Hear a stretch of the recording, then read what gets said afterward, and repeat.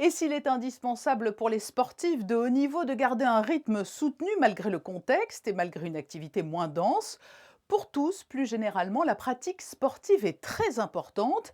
Elle fait du bien au corps, mais pas seulement, au moral aussi, alors que l'on évoquait avec Xavier Briffaut l'altération de la santé mentale comme conséquence de cette crise.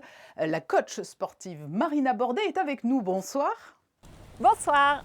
Comme beaucoup d'autres coachs, comme les salles de sport, vous êtes à l'arrêt. Comment gérez-vous cette situation? Alors on essaye de s'organiser autrement, de trouver des solutions pour que les élèves puissent continuer de pratiquer, pour moi pouvoir continuer d'enseigner. Par exemple, il y a les cours privés qui peuvent continuer, on essaye de faire du suivi aussi par internet, via les applications qui permettent de voir les élèves. Certains ont des programmes à la maison, on s'organise.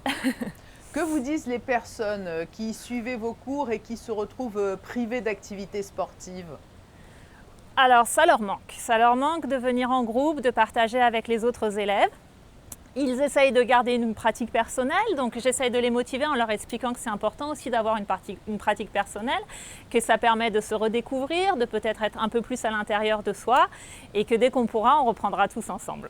Il y a donc encore des cours privés, mais est-ce que vous avez recours, vous aussi, à ce que l'on a désormais coutume d'appeler le distanciel? Et est-ce que cela fonctionne bien? Est-ce que c'est une bonne alternative?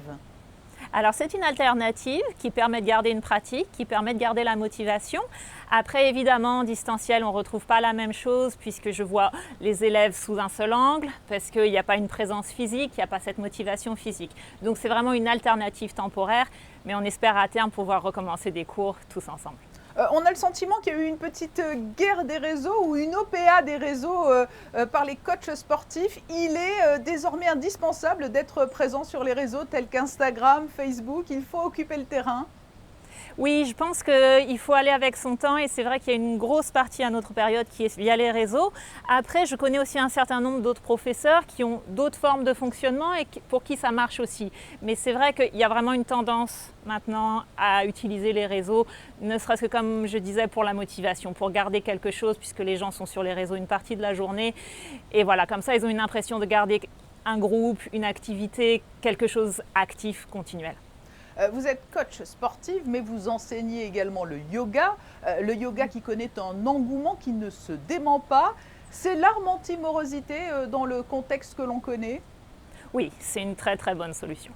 Parmi d'autres, mais c'est vrai que c'est une très très bonne solution parce qu'il y a un aspect physique, mais il y a aussi un aspect mental qui est d'ailleurs normalement l'essentiel du yoga. On commence par les postures, ça agit sur le mental et c'est vrai que dans des périodes, notamment comme des périodes en ce moment, ça aide beaucoup. Oui, alors j'allais y venir, vous travaillez sur le physique des gens, mais est-ce que, comme nous l'évoquions avec notre précédent invité, Xavier Briffaut, vous ressentez une grande lassitude morale? Oui, vraiment, notamment cette semaine. Beaucoup d'élèves ont eu un coup, quelque chose. Je pense que c'est la durée qui fait que c'est difficile pour eux parce que c'est vrai que le confinement est beaucoup plus léger, même en France. Mais voilà, le fait que ça dure, c'est difficile. Donc ils en parlent, ils le communiquent et on essaye de traiter ça, d'améliorer le moral, tout avec le yoga, avec tous les outils qui nous sont possibles. Vous allez donc voir certaines personnes en privé, mais pour les autres qui faisaient partie de vos cours d'enseignement et qui ne peuvent plus vous suivre directement, quels précieux conseils leur distillez-vous pour garder le moral et la forme? Alors j'essaie de leur dire de continuer de pratiquer, notamment je préfère qu'ils pratiquent 10 minutes tous les jours qu'une heure dans la semaine pour essayer de garder quelque chose. Le corps, l'esprit, tout aime la régularité. Donc il faut vraiment, quitte à ce qu'ils prennent leur tapis, 10 minutes, faire quelques postures qu'ils connaissent, un petit peu de méditation et voilà, de garder comme ça cette habitude pour que ça se pérennise. Beaucoup de professionnels nous ont confié que cette crise leur avait permis de se réinventer. Est-ce que cela vous a vous aussi, dans un certain sens, inspiré ou donné des envies d'autres pratiques? Oui, définitivement. C'est vrai qu'on dit que toute période difficile pousse au changement parce que quand on est dans une routine, évidemment, on n'a pas envie de sortir de sa zone de confort. Donc le premier confinement m'a donné du temps, qui m'a donné envie de faire un paquet de nouvelles formations, d'apprendre un tas de choses que je partage avec les élèves maintenant. Et puis c'est vrai que ça m'a poussé aussi vers des choses, notamment toute cette partie en numérique, tout ça, que l'ordinateur pour moi c'était vraiment pas ma partie du travail. Et voilà, ça pousse à sortir de sa zone de confort, de trouver des nouvelles solutions et après on est content de le faire. Et on se dit finalement, cette situation qui est difficile a ses côtés positifs puisqu'on évolue en tant que personne, professionnellement. dans l'adversité. Merci Marina Bordet pour votre témoignage et ce positivisme que l'on vous connaît. Merci à vous.